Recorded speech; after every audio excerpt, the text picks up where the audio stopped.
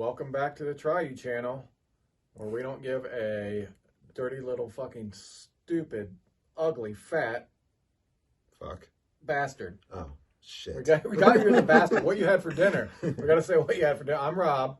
I'm Bucky. Neil. You can call me Ronnie. Especially when Bucky's here. There you go. Speaking of Ronnie. Oh, yeah, well, we need to talk about that sometime. Nope. We're going to talk about the Golden Globes. And we were going to pull one of Bucky's titties out, but I said Golden Globes. Maybe I should get a titty out. I got some Golden Globes. And for another video, after Bucky shows one of his titties, I'll show one of my titties. Maybe. We'll call it the black and gold episode. Black and gold would be popular. Yeah. I'm surprised we're not doing it now. It'll be promising. And then promising. We're talking about the best pictures of the Golden Globes. Promising Young Woman I did see. And it was entertaining. I thought, I won't tell you, but I've read other people online when I wasn't looking at Asian porn. People said the ending was a little disappointing, and I thought so. I thought for a revenge movie, I was hoping for this just big like Kill Bill type shit, and it wasn't. But the more I think about it, maybe it has its function, I suppose. Not my favorite movie. Another one up is Nomadland. You haven't seen that? I have not seen that. Well, I'll give you a spoiler. We've got Bush. Frances McDormand's Bush. Okay. I think should be up for best actress or maybe actor. It's a hairy son of a bitch. Man. And I wish supporting. Gavin Best Rosendale, supporting actress. versus the Bush. I wish Gavin Rosendale was in it, but he's not. And it's the only criticism I have of that movie is Frances McDormand is wonderful, but it's slow, isn't it? It's kind of a slow movie. Yeah. They touch the social, the social commentary and everything. She's so good, and I loved the Coen Brothers movie she's in, the one that you had just recommended, The Man Who Wasn't There. Oh, yeah. I just watched that. She was killer in that. Yeah. You're into photography. That's shot wonderfully, isn't it? Yeah. We're getting off track though, but that's okay. It's kind of weak for a best picture. I mean, I like how it was shot in documentary style, and it's based on a book, and I'm sure I imagine they got the sentiment out, and the economic hardships that people face in this country. I think that's probably good. Yeah. I can't mention enough the Bush. It was great. You're not supporting actress. Yeah, you're not expecting the Bush, and he hits you. Well, another one, this is the one I haven't seen on the list. It's The Father, and Bucky and I worked together, and he was like a father figure to me. Yeah. That's all I really have to say. Anthony Hopkins, I believe, is the star of it, correct? Our camera person, Stephanos, giving me the nod. And I do want to see that, so I can't comment on which one I should think win, I guess, since I haven't seen The Father. But I'm going to call you Dad. For the rest of this video. Daddy, please. You haven't seen that one, Daddy, right? No. Okay, Daddy hasn't watched a lot of these. But okay. Mank is the next one on the list. That's David Fincher. Yeah. And we talked about him, Daddy. Yeah. Trent Reznor does a lot of the music for his films. Oh, yeah. And fun fact, Trent Reznor also did some of the music for the Pixar film Soul. I'm surprised Soul. I wouldn't have been surprised if Soul made this list. It's a really good film, right? Yeah, Daddy? Absolutely. Yes. Okay, but Mank's it's about shit's throwing me off. Don't worry about it, Dad.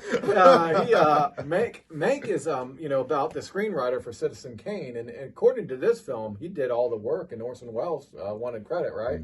Then you liked it a lot, right? Yeah, it was the second movie I had seen with that premise, but this Gary Oldman kills it. Yeah, I think he'll win Best Actor. I think he'll win the Oscar for Best Actor. Yeah, I do too. Unless it's Frances McDormand's Bush. Unless they get nominated for Best Actor.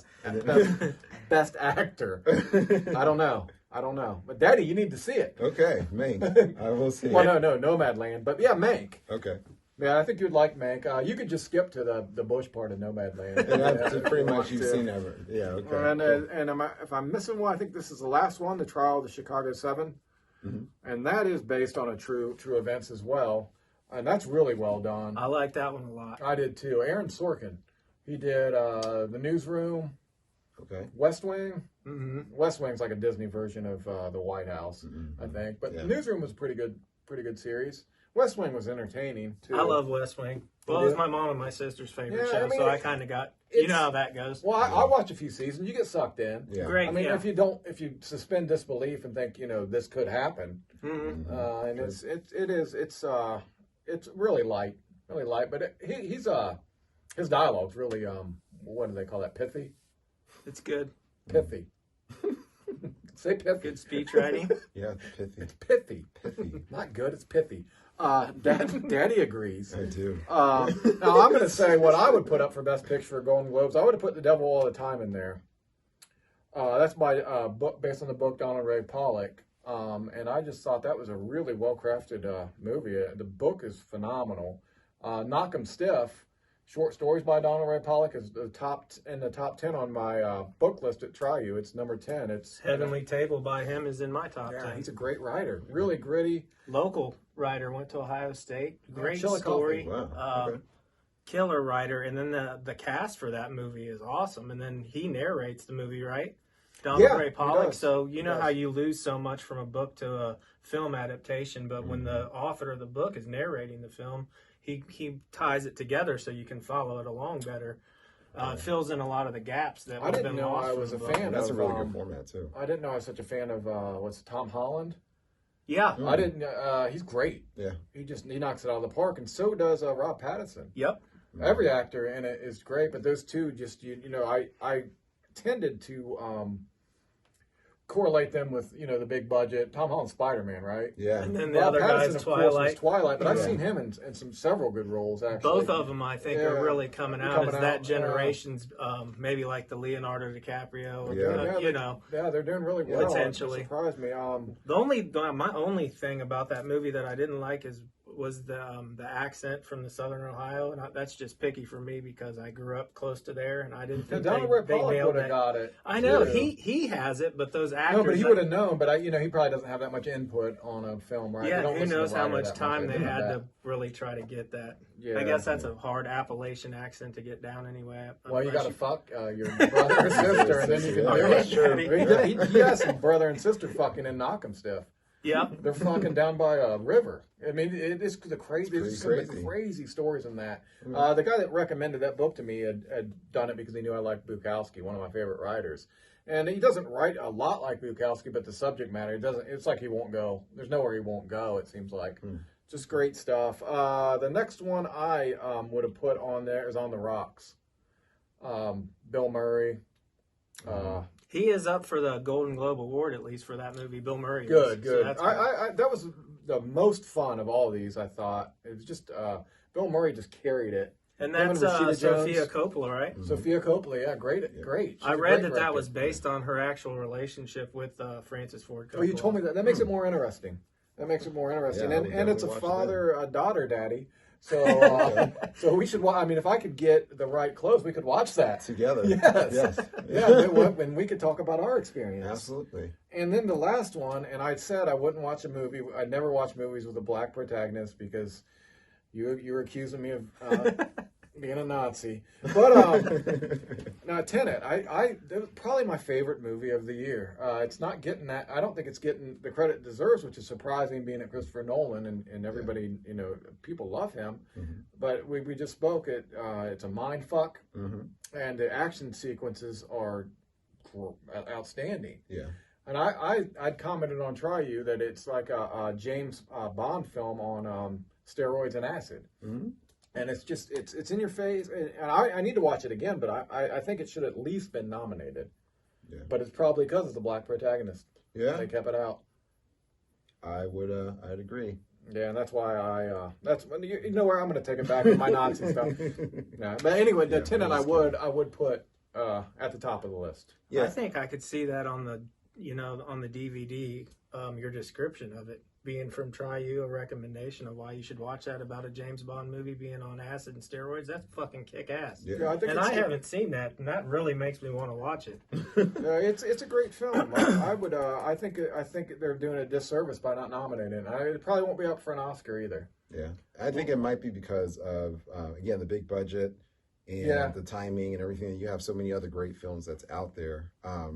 Christopher Nolan, I mean, his name speaks for himself. So Yeah, they did that with Scorsese for so many years, but he didn't win until The Departed. Yeah. 2007. And it's that pretentious shit you're talking about. You know, it's not, we got to show that Yeah. we know more. Yeah. But, I mean, I tell you, if you watch Nomadland, and I'll go back again to the bush, Tenet doesn't have the bush, so I can't give it credit for that. But Right. I mean, if I was going to go back and watch a film for entertainment value, I mean, Tenet, no question about it, I go right back to that one. Oh, absolutely. So Now, because of COVID, you guys didn't see that in the theater, right?